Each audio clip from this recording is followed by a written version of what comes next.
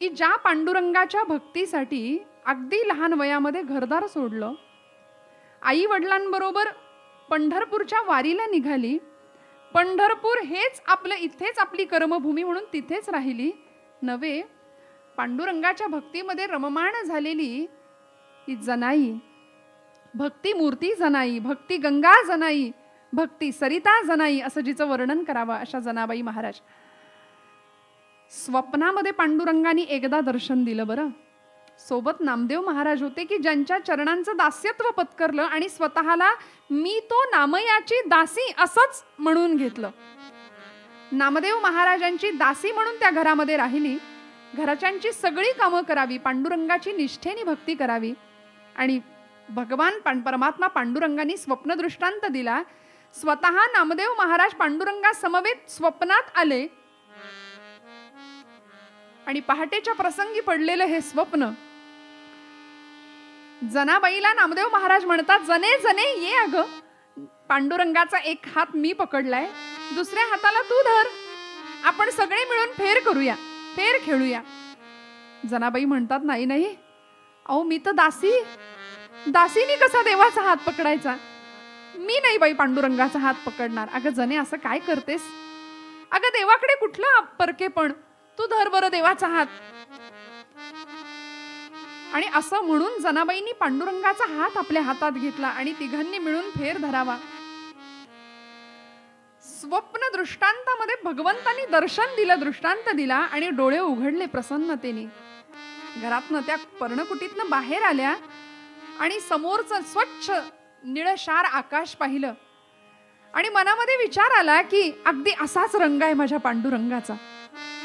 निळीशार चंद्रभागा पंढरपुरातली वाहताना दिसली आणि जनाबाई म्हणते, अगदी असाच रंग आहे माझ्या पांडुरंगाचा, तो सुद्धा असाच आहे विशाल.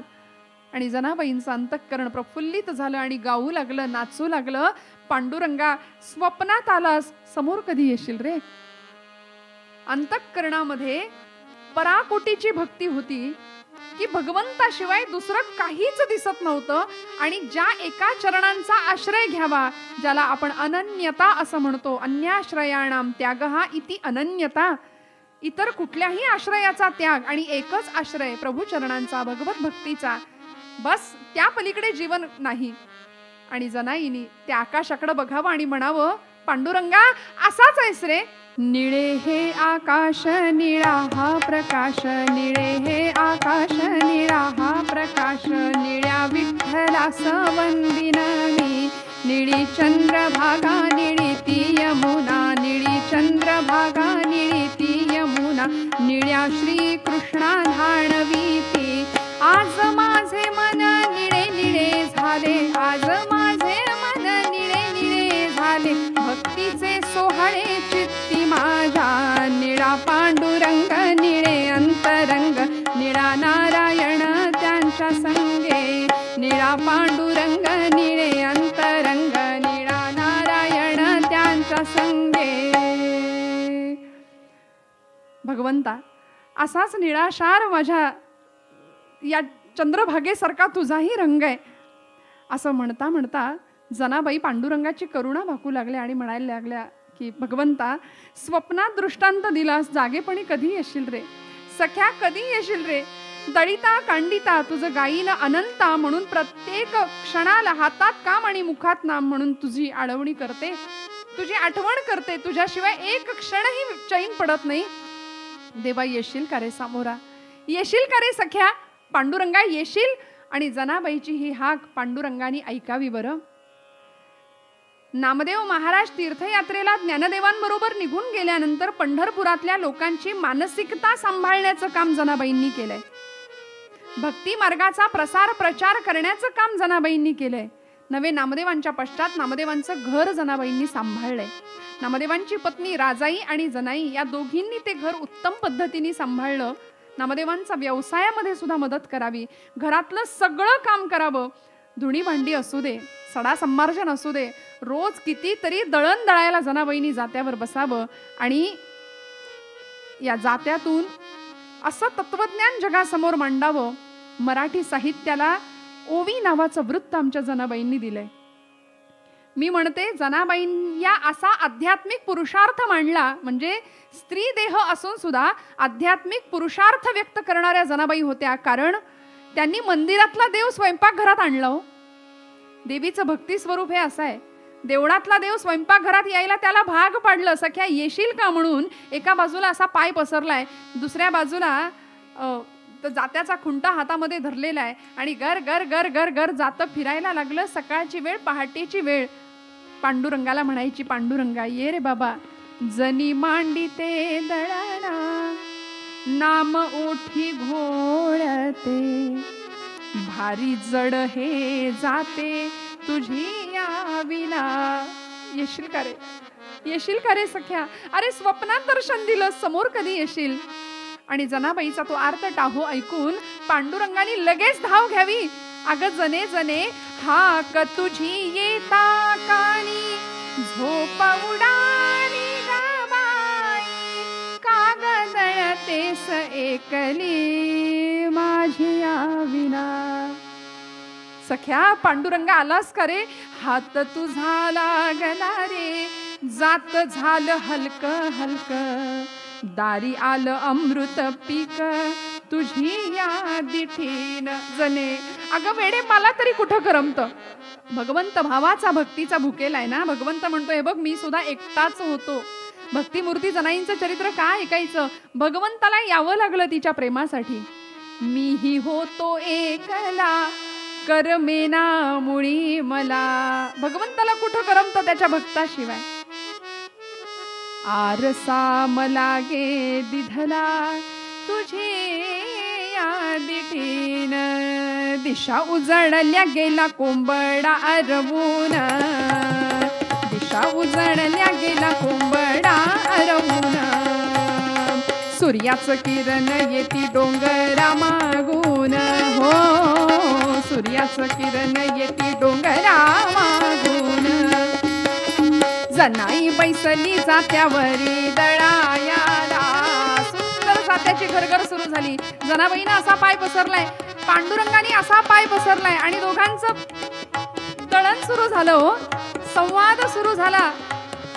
जनाई बैसली जात्यावरी दळायाला, पांडुरंग सखा येई तिच्या ग मदतीला, पांडुरंग सखा येई तिच्या ग मदतीला. हो, घरच्या पिठाची घालू भाकर पती देवा, घरच्या पिठाची घालू भाकर पती देवा, ही गोडी अमृताची पांडुरंगा वाटे हेवा, ही गोडी अमृताची पांडुरंगा वाटे हेवा.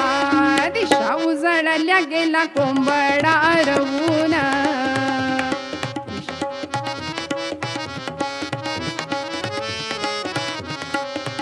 जनाईनं जात्यावर दळण दळायला घ्यावं आणि पांडुरंगाने तिला मदत करावी.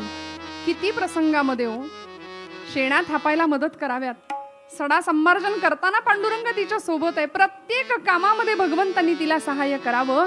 आणि एखाद्या दिवशी जनाबाई बरोबर जर पांडुरंग दळण दळायला बसला ना, तर आपण चरित्रामध्ये प्रसंग ऐकता की ज्यावेळी पांडुरंगाने आपला रत्नहार काढून जनाबाईच्या झोपडीमध्ये ठेवलेला आहे. सकाळ झाली आणि पांडुरंग निघून गेले मंदिरामध्ये. इकडे सगळे बडवे पुजारी भूपाळीसाठी आरतीसाठी जमलेले आहेत, काकड आरतीसाठी, आणि म्हणतायत भूपाळी, पण सगळं लक्ष देवाच्या रत्नहाराकडे आहे. विषयात लडबडलेली माणसं या पलीकडे काय करू शकतात? गडबड आणि बडबड सुरू झाली, विषयांची लडबड होती, त्यामुळे याशिवाय दुसरं काही सुचत नव्हतं. पण जनाईची भक्ती शुद्ध होती, भाव शुद्ध होता. पांडुरंगाचा रत्नहार जनाईच्या झोपडीत, आणि कुणीतरी मुद्दाम जनीवर आळ यावा या उद्देशाने केलेली ती कृती म्हणजे जनाबाईचं कांबळं गोधडी उचलून पांडुरंगाच्या त्या राऊळात आणून टाकलेली कुणीतरी. त्यामुळे मुद्देमालासह चोर सापडला म्हणून सगळ्यांनी कांगावा केला आणि बऱ्याच मंडळींनी जनाबाईच्या झोपडीला घेराव घातला. अक्षरशः सगळे जण जमले. जने जने अगं पांडुरंगाच्या गळ्यातला रत्नहार कुठे आहे? कोण आहे आतमध्ये? खरं सांग, कोण आलं होतं तुझ्याकडे? जनाबाई म्हणते, कोण नाही हो, कुणीच नव्हतं आलं. खरं सांग जने. सगळ्यांना दोन दोन आवाज ऐकू येतात आणि तू बरी म्हणते मी एकटी गाते म्हणून दळण दळते. जनाबाई म्हणते कुठं कोण आहे, मी तर एकटीच गाते. नाही नाही जने, 100 माणसांनी 2-2 आवाज ऐकलेत आणि तू बरी म्हणते ग मी एकटीच आहे म्हणून, खरं सांग कोण आहे. आणि हळूच जनाईनं सांगावं, पंढरीचा आपला पांडुरंग आलाय म्हणाली. सगळ्यांनी हसण्यात काढावं जनाबाईला. जने, अगं पंढरीचा तो पांडुरंग वीट सोडून तुझ्याकडे कशाला ग येईल तुझ्या झोपडीमध्ये, खरं सांग जने, खरं सांग. आणि पांडुरंगाचा रत्नहार कुठाय सांग. जनाबाईच्या झोपडीमध्ये लोकांना रत्नहार दिसला. जनाबाईवर चोरीचा आळ आणला गेला, पण जनाबाई सांगते माझा पांडुरंग माझ्या जवळ आहे. सगळे म्हणतायत की अगं जने तुला दिसतो आणि आम्हाला दिसत नाही, असं कुठं ठेवलंयस ग तू लपून. जनाबाई म्हणते पाटील, गावच्या पाटलांना सांगतेय, गावच्या कुलकर्ण्यांना सांगते, सगळ्यांना सांगते, कुठे लपवायचा असतो. हृदयाचा बंदी खाना केला आत आत आत विठ्ठल कोंडीला. हृदयाचा बंदी खाना केला, हृदय बंदी खाना केला, आत विठ्ठल कोंडीला. गळा बांधून या दोर. भक्तीची शक्ती, भक्तीची ताकद अशी होती जनाईच्या की पांडुरंगाला बांधलं होतं. धरीला पंढरीचा चोर, गळा बांधून या दोर. जनाबाईंनी पांडुरंगाशी असं नातं, भक्ती इतकीच उच्च पराकोटीची होती की त्या भक्तीची परिणती नवविधातल्या या सगळ्या भक्तींमध्ये श्रवणम, कीर्तनम, विष्णुस्मरणम, पादसेवनम, अर्चनम, वंदनम, दास्यम आणि सख्यम आत्मनिवेदन या स्थितीपर्यंत जनाबाई पोहोचल्या. सख्य म्हणजे इतकं सख्य की अरे अरे विट्यामुळं मायेच्या कारट्या म्हणायची जनाबाई पांडुरंगाला. प्रसंगी शिव्यांची लाखोली सुद्धा व्हायची आणि पांडुरंग हसत हसत त्या तिच्या शिव्या ऐकायचं सुद्धा. इतकं सख्य होतं. परके पण नाहीच राहत ना या भक्तीमध्ये. आत्मनिवेदनापर्यंत जनाबाई पोहोचलेल्या आहेत.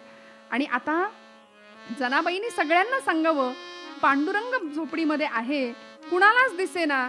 जनाबाई सांगते कुणालाही दिसेल असा नाहीच आहे तो मुळात. त्याच्यासाठी काय केलंय, सोहम शब्दे मारा केला. काय भगवतीचं हे भक्ती रूप आहे बघा श्रोते हो.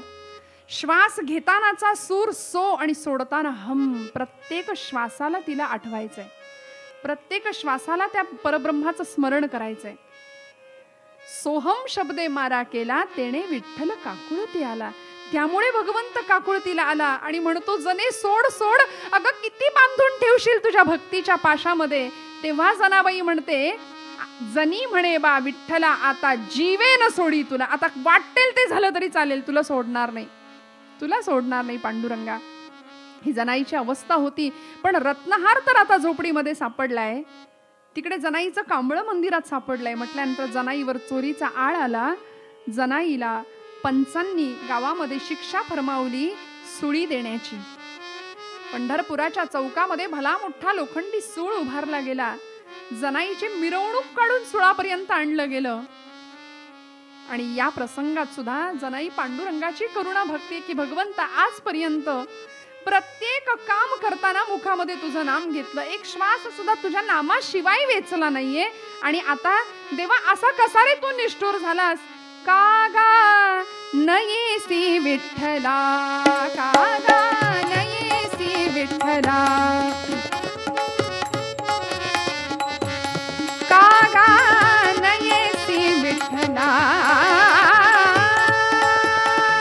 नयेसी विठ्ठला, कागा नयेसी विठ्ठला.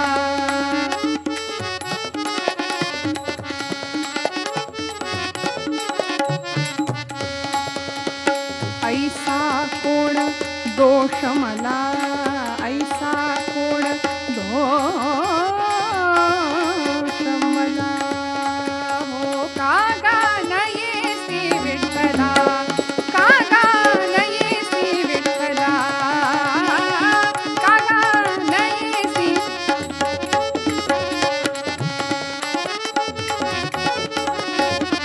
सख्या पांडुरंगात धाव म्हणून आर्त टाहो फोडावा.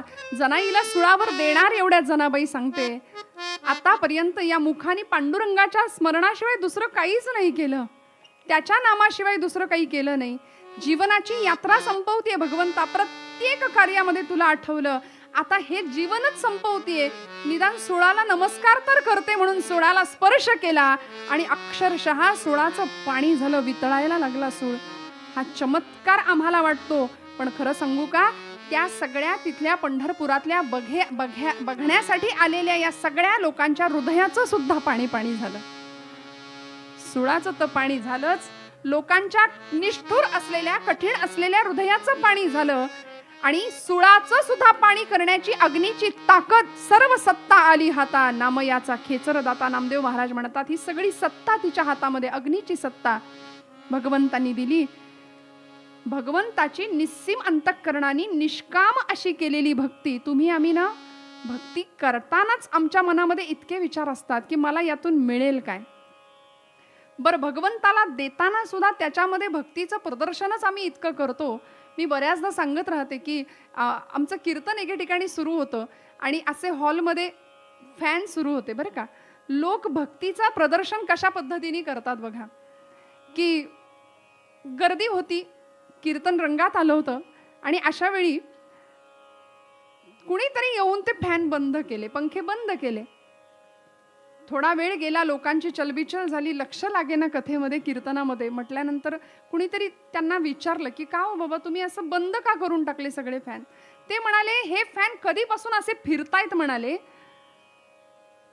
मला ते बघवे ना, लोकांचं लक्षच नाही जात आहे फॅनकडे.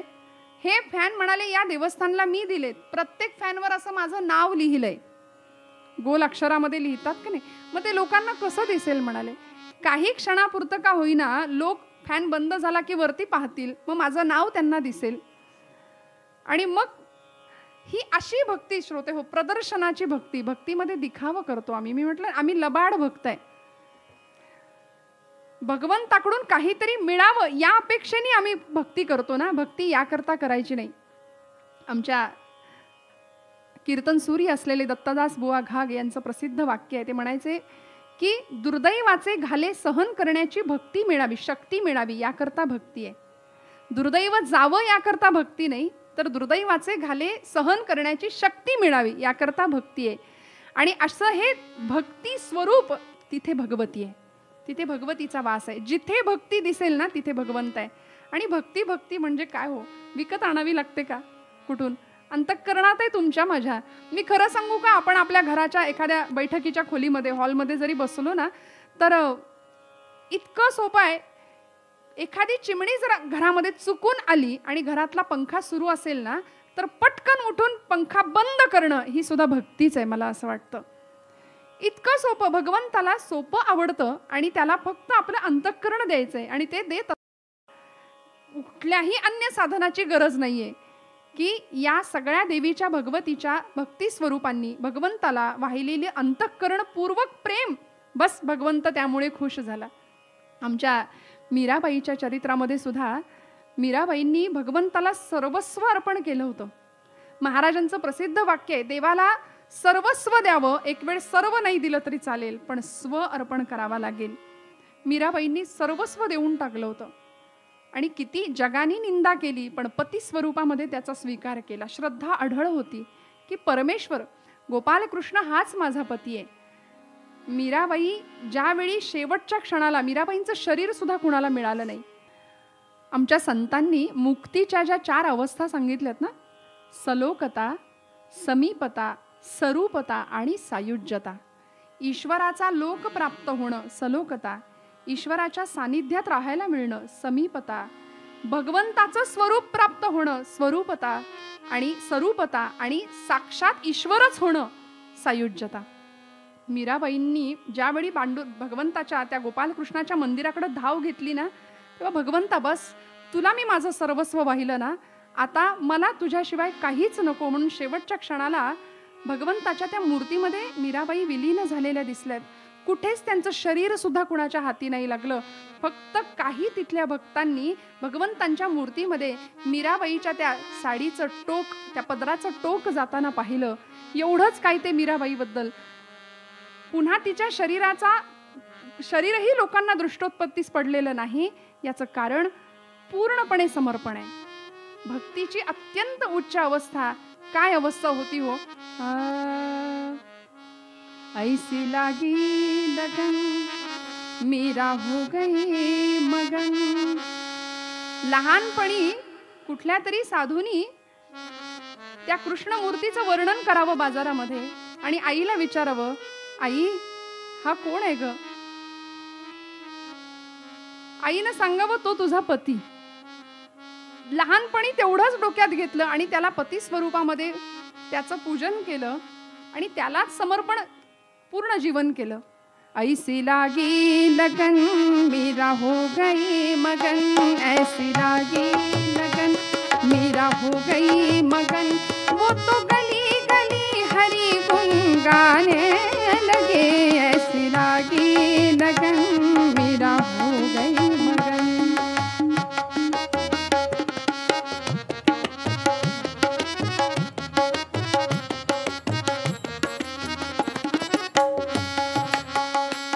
महलों में पली बन के जोगन चली, महलों में पली बन के जोगन चली. मीरा रानी दीवानी कहाने लगे, ऐसी लागी लगन मीरा हो गई मगन.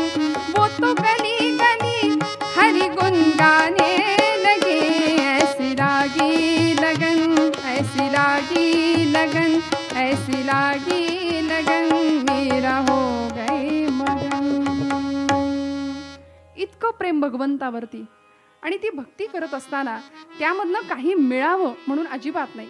निष्काम अहर्निश रात्रंदिन भगवंताचं स्मरण, निर्हेतुक भक्ती, निर्हेतुक. श्रोते हो, या सगळ्या संत मांदियाळीमध्ये अजून एक ज्यांचं नाव अगदी अग्रक्रमाने घ्यावं अशा आमच्या शबरी माता, की भगवंताची भक्ती करत असताना वयाच्या 8व्या वर्षी घर सोडलंय. बरं, की ज्या घरामध्ये प्रभूचं नाम नाही ते घर तिथं राहायचंच नाही. समर्थ म्हणालेत ना, मना रे जनी मौन्य मुद्रा धरावी, कथा आदरे राघवाची करावी, नसे राम ते धाम सोडून द्यावे, सुखा लागी आरण्य सेवित जावे. जय जय रघुवीर समर्थ. ज्या घरामध्ये भगवत नामस्मरण नाही ते घर नकोच, तिथे राहायचंच नाही, वासच नाही करायचा. कारण आपण शबरीचं चरित्र उत्तम जाणता, शबरी मातेचं, की एका व्याधाच्या भिल्लाच्या पोटी जन्माला आलेली ही पोर वयाच्या 8व्या वर्षी विवाह निश्चित झाला आणि घरामध्ये एका कुंपणामध्ये बांधलेली सगळी ती शेळ्या, मेंढ्या, बकऱ्या, कोंबड्या पाहिल्या आणि काळजाचा ठोका चुकला. आईला विचारलं की आई, हे सगळ्यांना इथे कशासाठी बांधून ठेवलंय ग? आई म्हणाली, अगं आपण आजपर्यंत अनेकांच्या घरी गेलो कार्यक्रमाच्या निमित्ताने, तिथं चांगलं चुंगलं खाल्लं, आता आपल्या घरी लोक येणार आहेत, मग त्यांना तुझ्या या लग्न कार्यानिमित्त, मंगल कार्यानिमित्त जेवायला द्यायला नको? या सगळ्या प्राण्यांचं मांस शिजवून त्यांना खायला घालायचंय. सर्कन वेदना झाली काळजामध्ये आणि म्हणाली, आई माझ्यामुळे जर या निष्पाप जीवांची हत्या होणार असेल ना, भक्तियुक्त अंतःकरणच हे जाणू शकतं. बरं, कारण जीवो जीवस्य जीवनम हा जंगलचा न्याय आहे, माणसाच्या जीवनाचा नाहीये. वाघानं एखादं श्वापच जर मारलं तर त्याला पाप नाहीये, कारण निसर्गाने त्याचं ते अन्न निर्माण केलंय. मांसाहार हा माणसाचा आहारच नाहीये. आणि अशा वेळी या 8 वर्षाच्या मुलीच्या हृदयातली प्रेरणा जागी झाली आणि ती म्हणाली की माझ्यामुळे जर हे घडणार असेल ना तर मीच इथे राहत नाही. समर्थ म्हणतात ना, जयासी वाटे सुखची असावे, तेणे रघुनाथ भजनी लागावे. देवाच्या सख्यत्वासाठी भक्तीमध्ये काय काय येतो? पडाव्या जीवलगांच्या तुटी, सर्वस्व अर्पावे शेवटी, प्राण तोही वेचावा. प्राण द्यायची वेळ आली. आमच्या पावसचे स्वामी स्वरूपानंद म्हणाले, स्वामी म्हणे जावो गेला तरी प्राण, ईश्वराचे ध्यान सोडू नये. भक्तीची ही अवस्था भक्त ज्यावेळी गाठतो ना, त्यावेळी भगवंत मग माघार घेत नाही. निर्वाणी गोविंद असे मागे पुढे तो सतत तुम्हाला सांभाळतोय कुठल्याही क्षणाला. आणि किती किती सांभाळतो, शेवटच्या क्षणापर्यंत.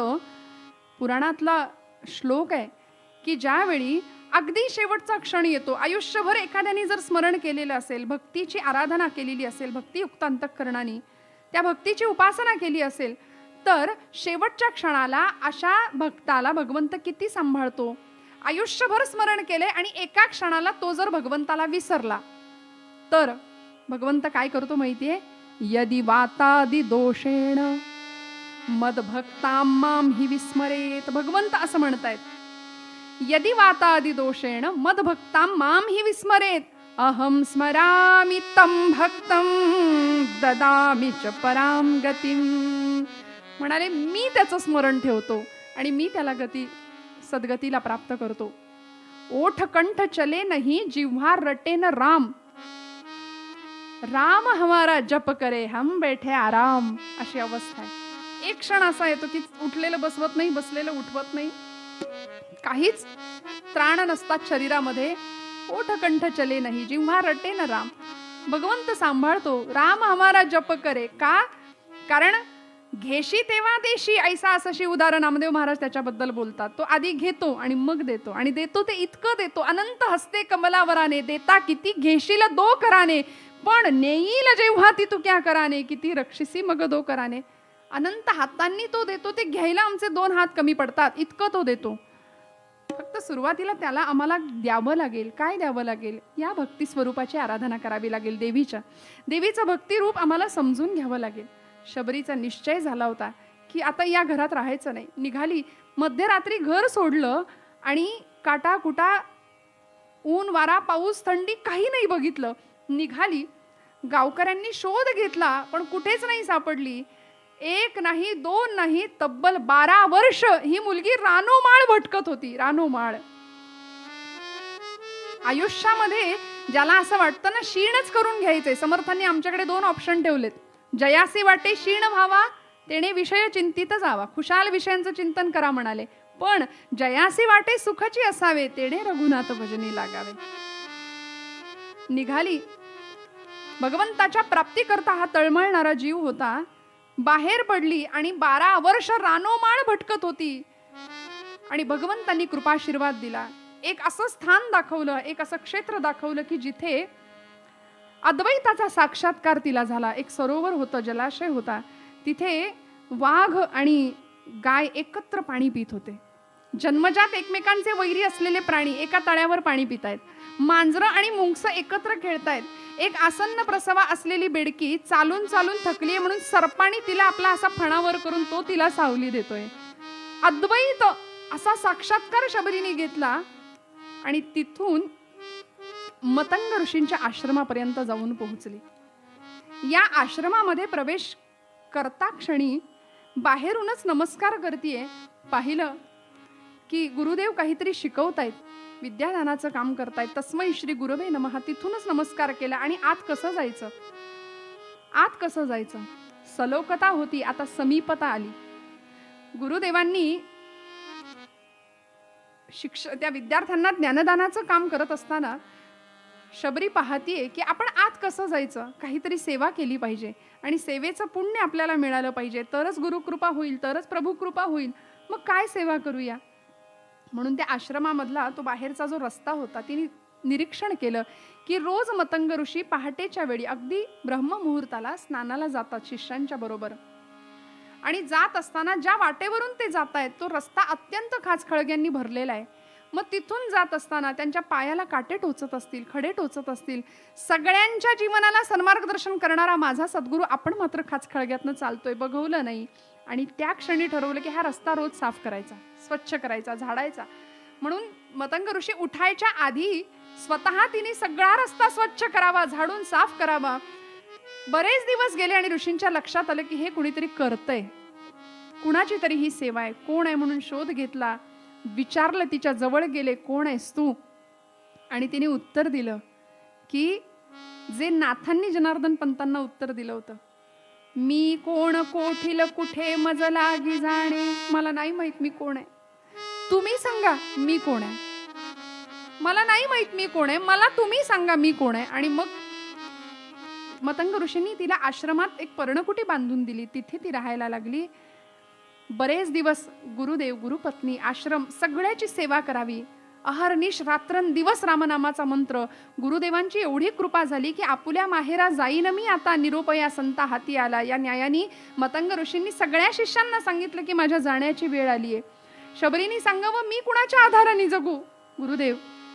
आणि तेव्हा रामनामाचा मंत्र तिला त्रयोदशाक्षरी असा, श्रीराम जय राम जय जय राम, श्रीराम जय राम जय जय राम, तो मंत्र शबरीला दिला. या मंत्राशी अहर्निश अनुसंधान ठेव आणि लक्षात घे, तू एवढी भाग्यवान ठरशील. भक्ती काय असू शकते. ऋषींनी तिला सांगावं, तू एवढी भाग्यवान ठरशील की अनंत कोटी ब्रह्मांड नायक तुझ्याकडे येईल. लोक दैवताकडे जातात पण दैवत तुझ्याकडे चालत येईल, एवढी तू भाग्यवान ठरशील. आणि म्हणून तिची कथा गायची आहे. म्हणून ते देवीचं भक्ती रूपच आहे हो श्रोते हो. ती कथा का गायची आम्ही? कारण ही पतित पावनी कथा, ही पतित पावनी कथा, निरसते व्यथा मनाची सारी. या नवरात्राच्या पर्व काळाच्या निमित्ताने आज अष्टमीची सेवा आपल्या समोर सादर करताना देवीच्या या सगळ्या रूपांचं आपण गुणवर्णन करतोय. तिचा अंश असलेल्या स्त्री चरित्रांचा थोडा आढावा घेत आपण जातोय. माझ्या अल्पमतीनुसार अल्पकुवतीनुसार आपल्या समोर ते मांडण्याचा मी प्रयत्न करतेय. पण हे सगळं करत असताना या पंचदिवसीय कथामालेमध्ये या सगळ्या चरित्रांचा थोडा परामर्श घेत असताना भगवतीची अनेक रूपांनी भगवती अंश रूपाने कशी इथे स्थित आहे, ती तुमच्या माझ्याकडे सुद्धा स्थित आहे. फक्त आम्हाला त्याचा विसर पडलाय. आम्ही भक्ती करत नाही, आम्ही आमच्या आत्मशक्तीला ओळखत नाही. ती भगवती तुमच्या माझ्यामध्ये सुद्धा आहे. आमचं जीवन कृतार्थ व्हावं म्हणून ही देवीची चरित्र किंवा ह्या देवीच्या रूपांचं गुण आपण या निमित्ताने गायचंय. ही पतित पावनी कथा, निरसते व्यथा मनाची सारी. श्रीराम लक्ष्मण येती तियेच्या दारी, श्रीराम लक्ष्मण येती तियेच्या दारी.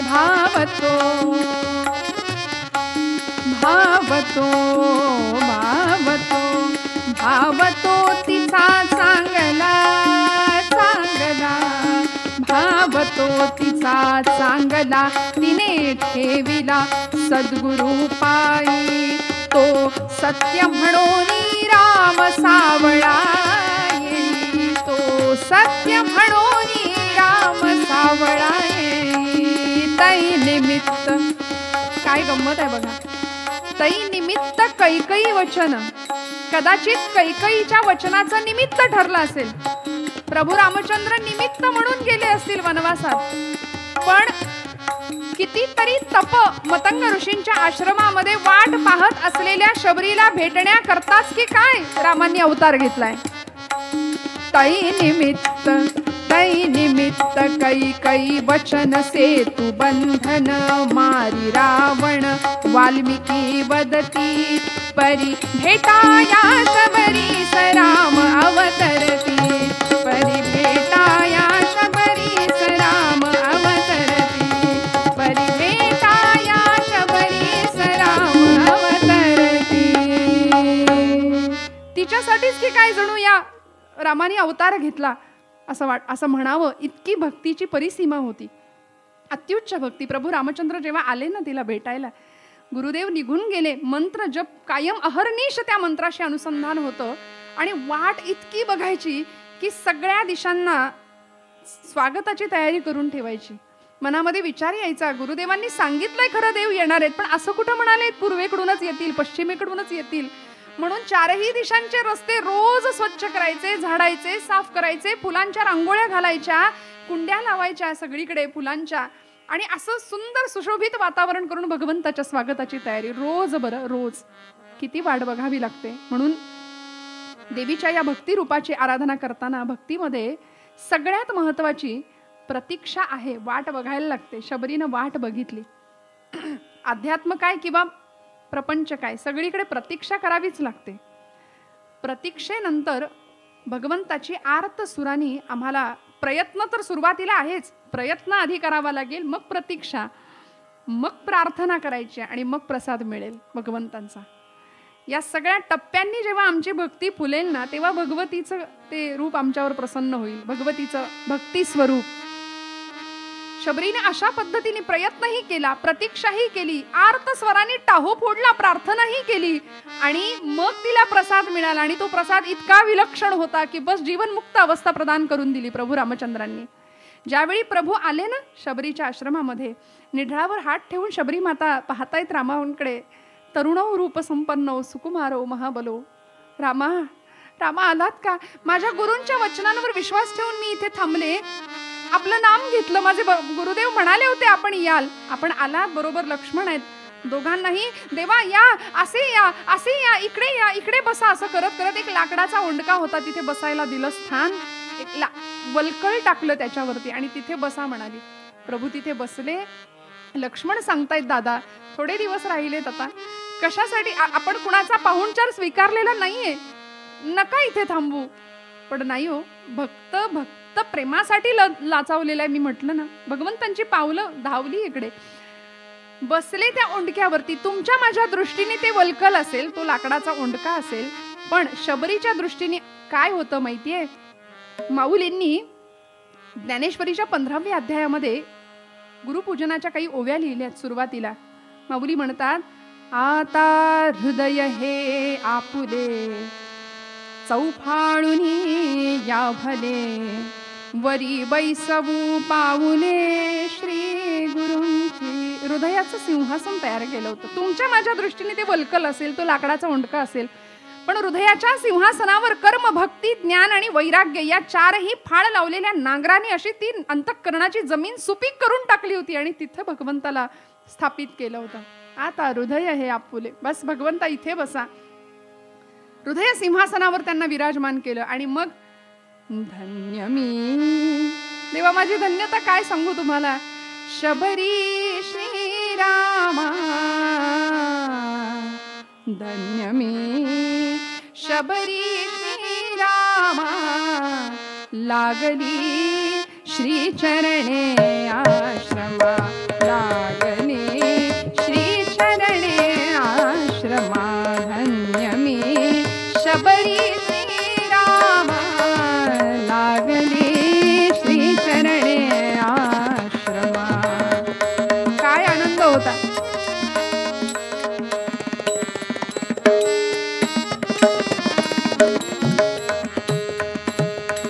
सेवा देवा कंदमुळे पक्व मधुरशी बदरी, सेवा देवा कंदमुळे पक्व मधुरशी बदरी, वनवेली काय वाहणे, वनवेली काय वाहणे, या विणा कल्पद्रुमा लागली श्री चरणे आश्रमा, लागली श्री चरणे आश्रमा.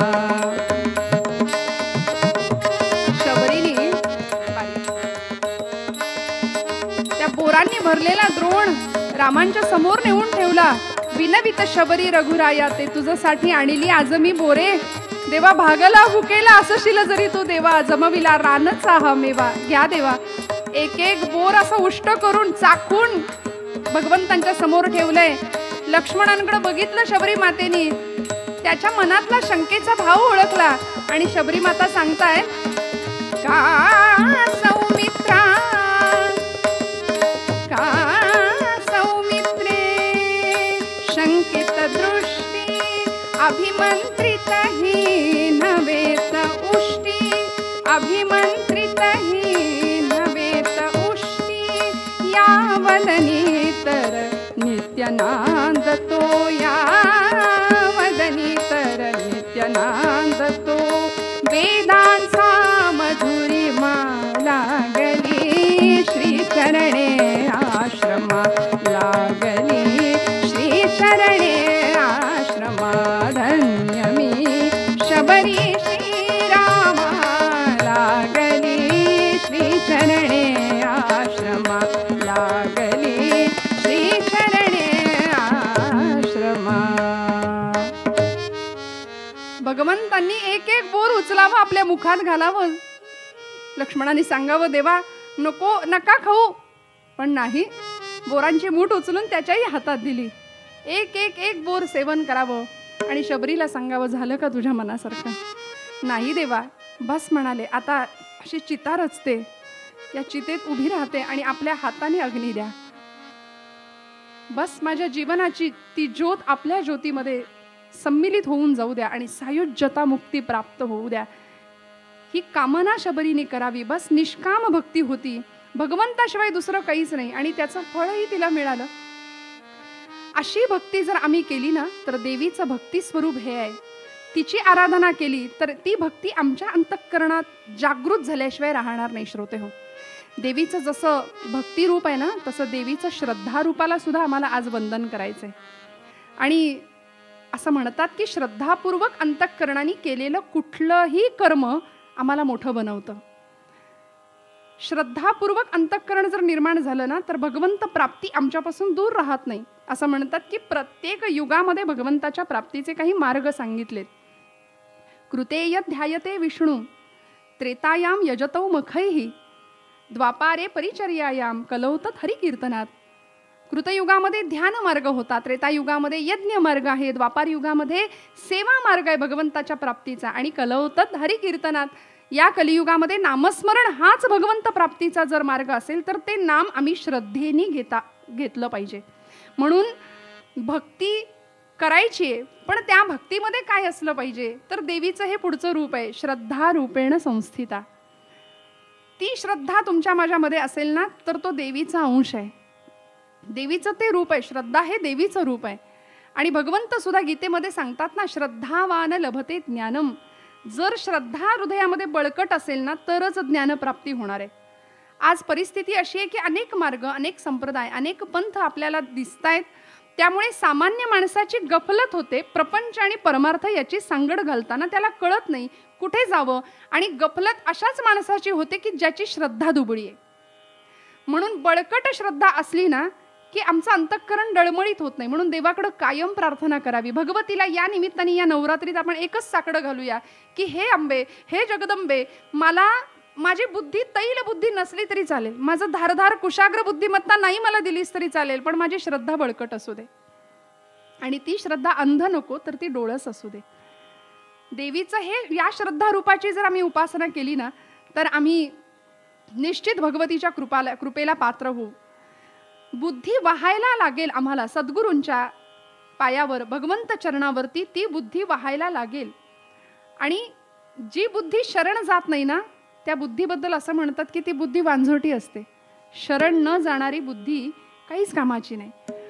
म्हणून माऊलींनी सुद्धा ओवीचा अर्धचरण माऊलींचं तुम्हाला सांगते, जे जगा धाकुटे होई जे तई जवळीक माझी. माऊली म्हणतात की ज्याला धाकटे पण स्वतःकडे घ्यायचं कळालं ना, त्याला म्हणाले मी जवळ करतो. जे जगा धाकुटे होई जे तई जवळीक माझी. त्यामुळे समर्पित केलेली बुद्धी हीच खरी बुद्धी आहे. जिथे शरणागतीचा भाव जन्माला येतो ना, तिथे श्रद्धा निर्माण होते. आणि श्रद्धेचा अर्थच असा आहे की सत धा म्हणजे सतश्रद्धा.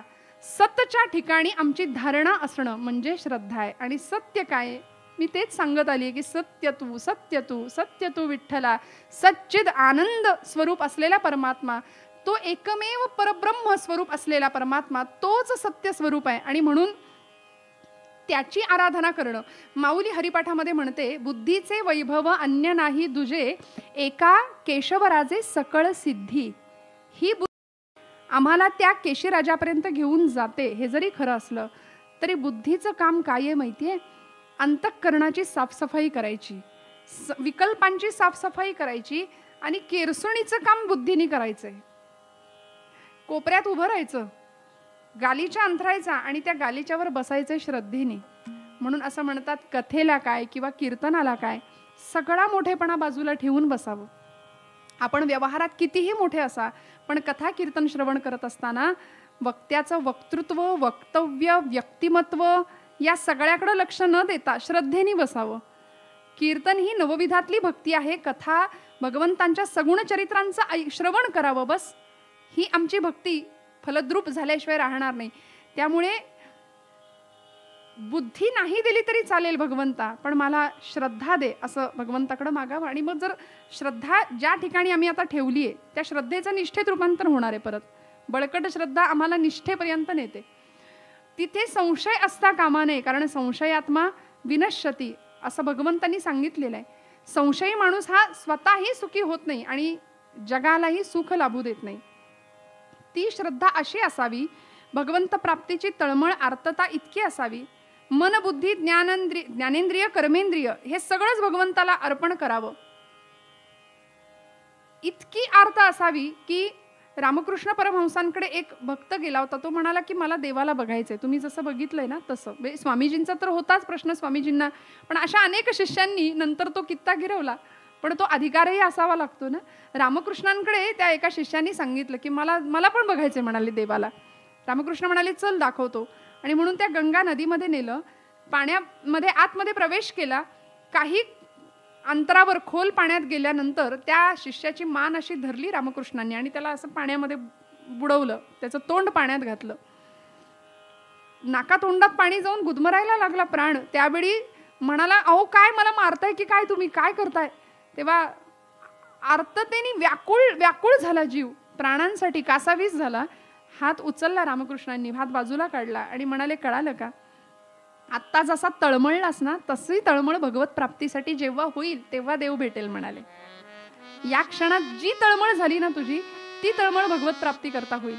आणि ती तळमळ झाली. बरं, सर्वस्व अर्पण केलं होतं आमच्या एका माऊलीने महाभारतामध्ये.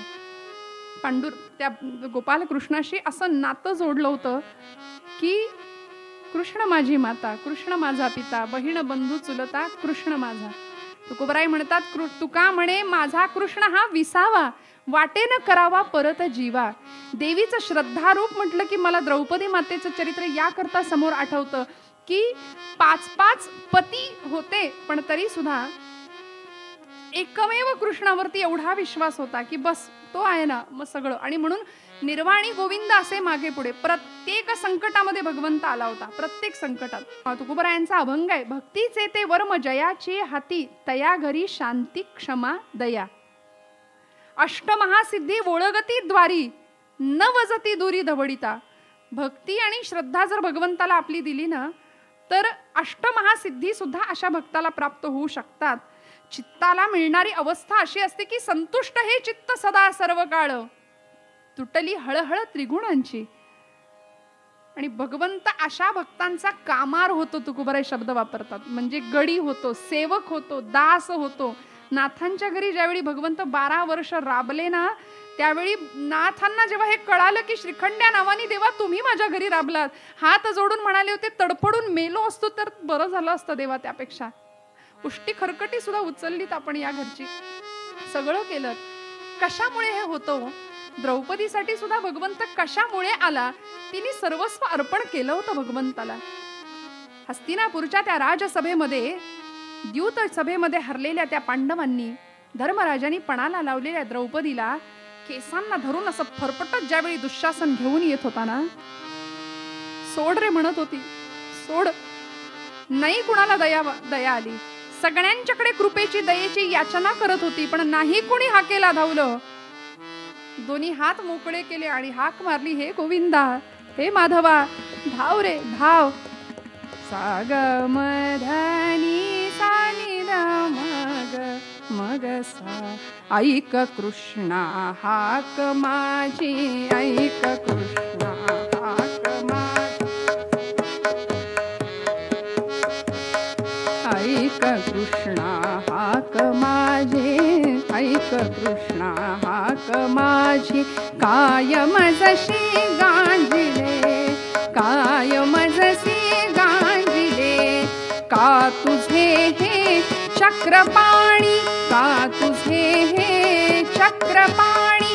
चक्र आजी गंजले, चक्र आजी गंजले. ऐक कृष्णा हाक माझी, ऐक कृष्णा हाक माझी, ऐक कृष्णा हाक माझी. देवा धाव रे गोविंदा, माधवा, हे ऋषिकेशा म्हणून हाक मारली. आणि ते ऋण भगवंतांनी या क्षणामध्ये फेडलं होतं. कुठलं हो ऋण? कुठलं ऋण? बोटाला कापलं म्हणून हा भगवंत सगळीकडे फिरत होता, धावत होता. त्यावेळी जिला सखी मानली होती, बहीण मानली होती, तिला कळालं ना, द्रौपदी बोलली हरीची मी कोण आहे.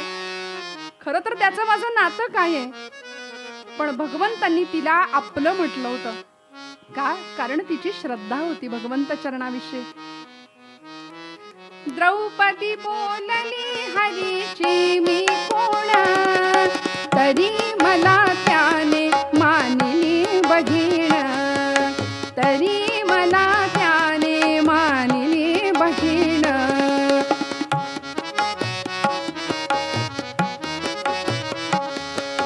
काळजाची चिंधी देईन फाडून. सगळीकडे गेले नारद महर्षी. सुभद्रेला मागितलं, म्हणाली शालू पैठण्या कुठे फाडून देऊ की काय तुम्हाला? पण द्रौपदी सांगते, काळजाची चिंधी फाडून देईन माझ्या कृष्ण परमात्म्याकरता. चिंधी देईन फाडून, एवढे त्याचे माझ्यावरी ऋण, एवढे तयाचे माझ्यावरी ऋण. वसने पुरवोनी हरी राखी माझी लाज, वसने पुरवोनी हरी राखी माझी लाज. चिंधीसाठी आला माझ्या दारी हरी आज, चिंधीसाठी आला माझ्या दारी हरी आज. त्रैलोक्य मोलाचे वसन दिले फाडून.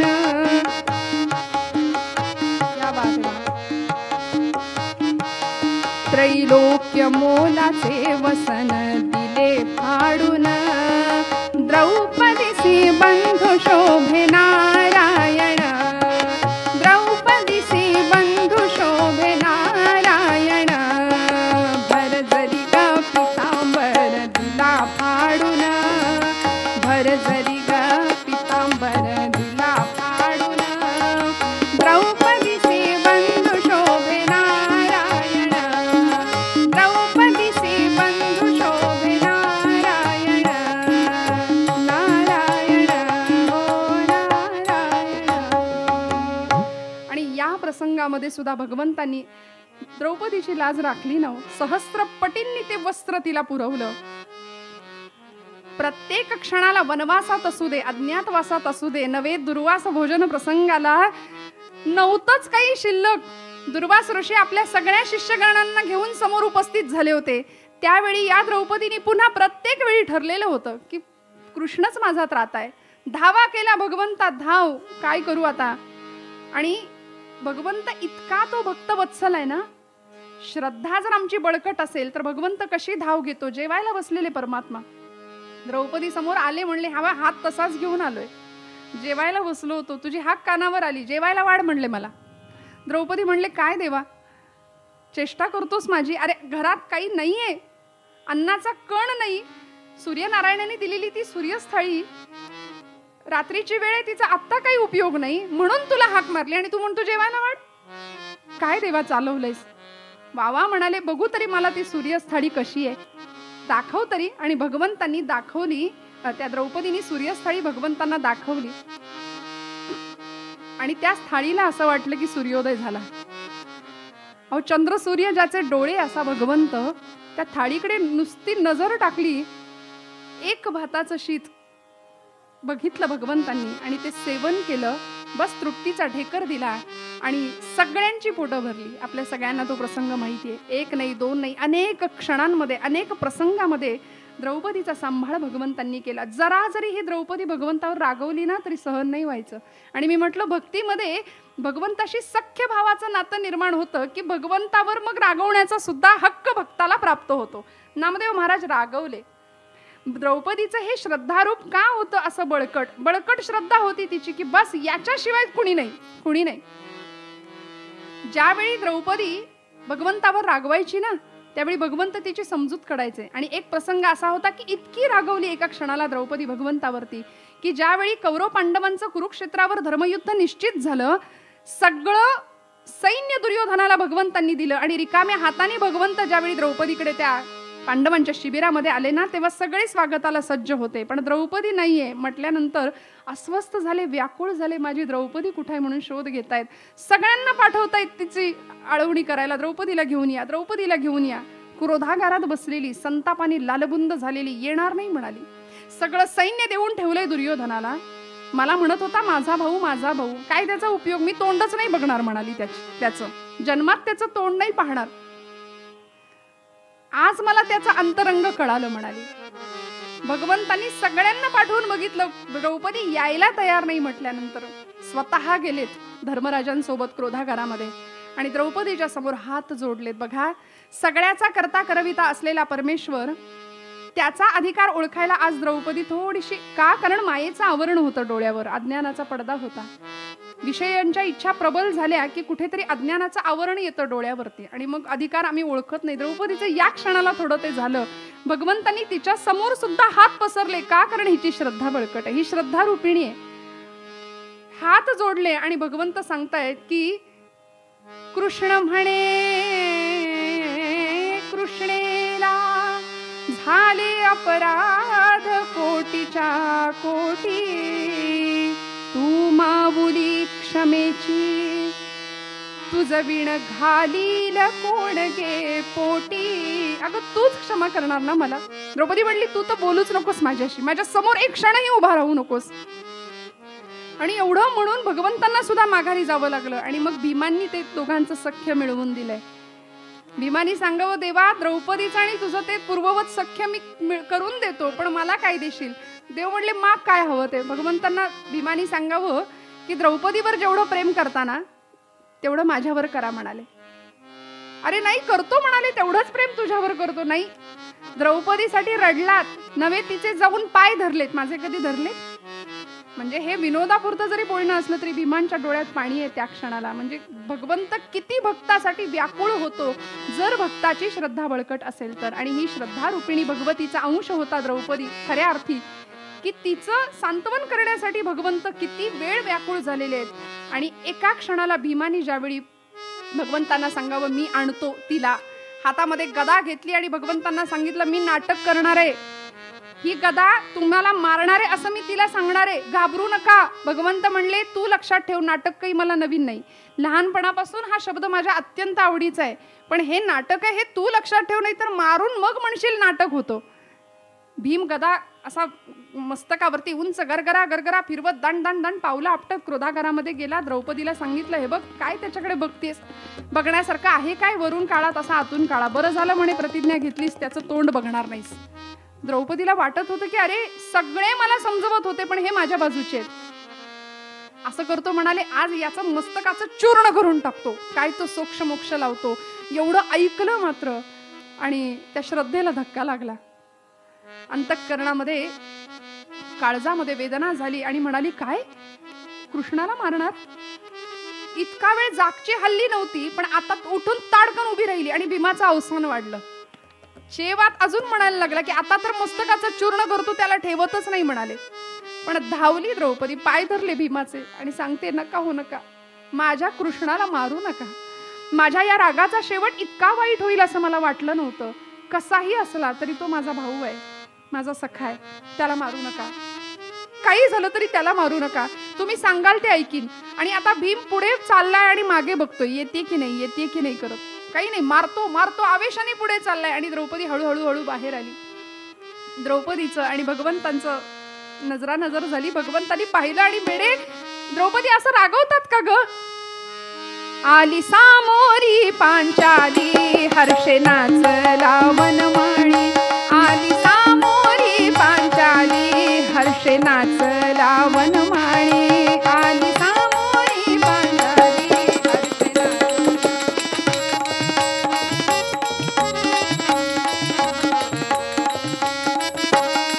आली सामोरी पांचाली हर्षे नाचला वनमाळी.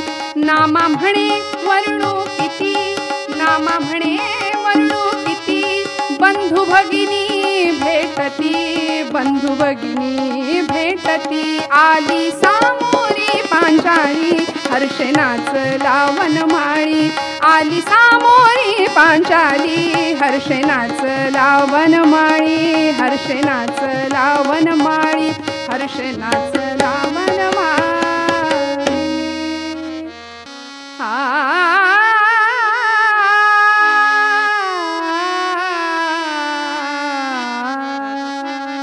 या देवी सर्वभूतेषु या देवी सर्वभूतेषु